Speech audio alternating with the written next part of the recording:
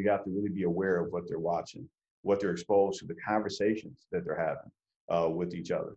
So that's a key part of it. And then be aware of the signs of depression, knowing what the signs of depression are.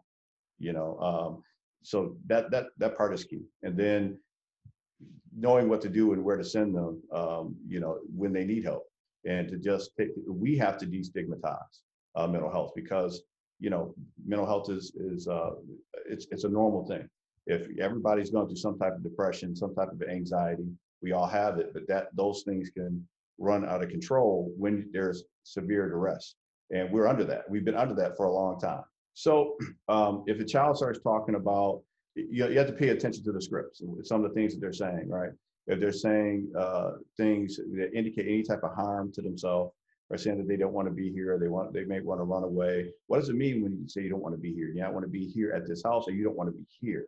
You want to be gone. You don't want, you know, you want all this pain to go away, whatever the case may be. And those are things that we look at in mental health in terms of suicidal ideation.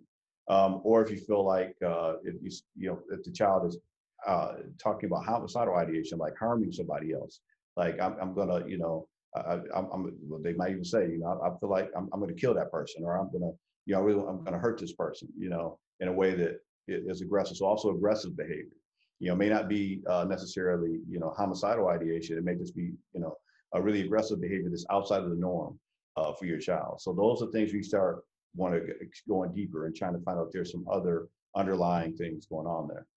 If there is death or loss in the family, which a lot of our kids are having a lot of loss in our families, asking, are you, you know, how are you doing? You know, how are you doing with all this? You know, and just seeing what they say, you know, and sometimes saying, you know, just being, I don't know how I feel, being numb, they can still be in shock, and just understanding the stages of grief, you know, and just how that should process. You know, those are all things, and reaching out and getting some help to a therapist if you're not quite sure what to say or what to do.